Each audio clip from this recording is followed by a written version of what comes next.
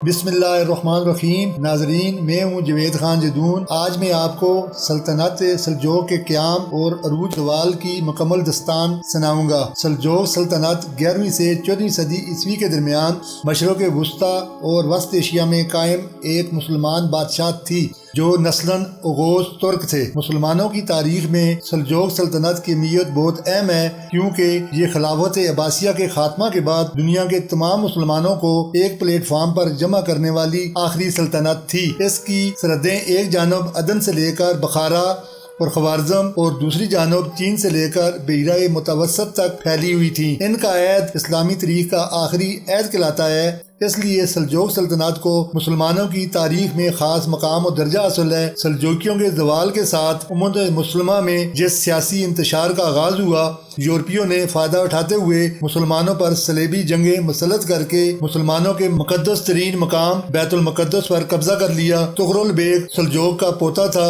جبکہ تغری بیگ اس کا بھائی تھا، جس کی زیر قیادت سلجوکیوں نے غزنوی سلطنت سے علیحدگی اختیار کرنے کی کوشش کی۔ ابتدا میں سلجوکیوں کو محمود غزنوی نے شکست دی اور وہ خوارزم تک محدود ہو گئے، مگر تغرل اور تغری کی زیر قیادت سلجوکیوں نے 1028 اور 1029 میں مرخ اور نیشا پور پر قبضہ کر لیا۔ ان کے جانشینوں نے خراسان میں مزید علاقے فتح کیے اور 1037 میں غزنی پر حملہ کر دیا۔ 1039 میں انہوں نے ایک جنگ میں غزنوی سلطنت کے بادشاہ مسعود اول کو شکست دے دی اور مسعود سلطنت کے تمام مغربی حصے سلجوکیوں کے ہاتھوں گنوا بیٹھا۔ 1055 میں تغرل نے بنو بغیہ کے شیعہ سلطنت بغداد چھین کر سلجوق سلطنت کا حصہ بنا لیا۔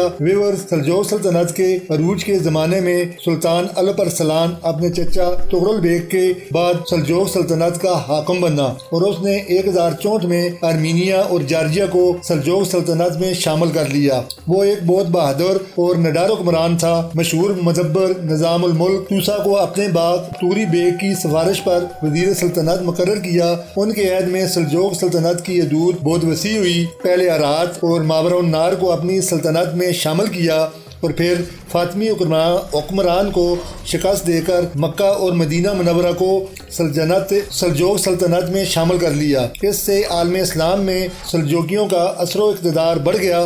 بازنطینیوں نے حملہ کیا تو 26 اگست 1071 کو میگزیکٹر کے مقام پر ان کو شکست دی اور قیصر روم رومانوس چہارم کو گرفتار کر لیا۔ قیصر روم نے نہ صرف تاوان جنگ ادا کیا اور خراج دینے پر رضامند ہوا، بلکہ اپنی بیٹی کی شادی سلطان کے بیٹے سے کر دی اور آرمینیا اور جارجیا کے علاقے اس کو دے دیے۔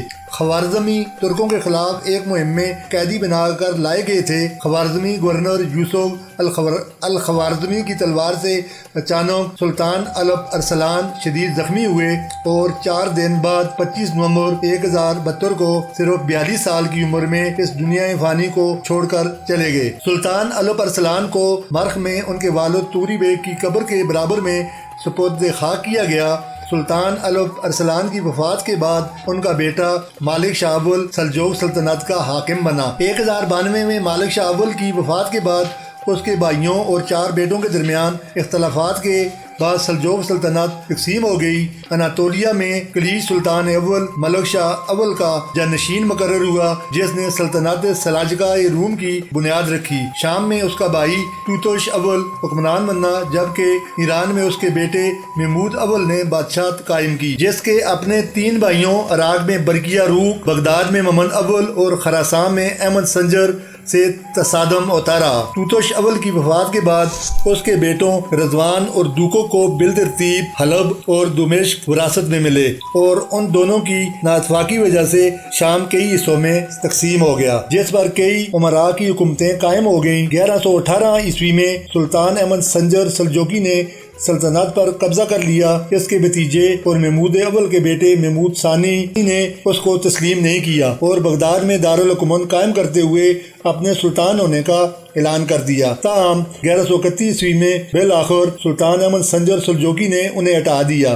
سلجوق سلطنت کے سیاسی زوال کے آغاز اور ملک بھر میں پھیلی خانہ جنگی اور طوائف الملوکی سے امت مسلمہ کو ایک پرچم تلے اکٹھا کرنے والی آخری قوت کا بھی خاتمہ ہونے لگا تو یورپی اقوام نے اس سے بھرپور فائدہ اٹھاتے ہوئے بیت المقدس کو مسلمانوں سے واپس لینے کی دیرینہ خواہش کو عملی جامہ پہنانے کا آغاز کیا۔ اس طرح ان صلیبی جنگوں کی ابتدا ہوئی جو کم و بیش 200 سال تک مسلمانوں پر مسلط رہیں۔ ان جنگوں کے آغاز پر یورپ سے بیت المقدس کے راستے میں عیسائیوں کا پہلا ٹکراؤ اناطولیہ سلجوقی مسلمانوں کی حکومت سلاجقہ روم سے ہوا۔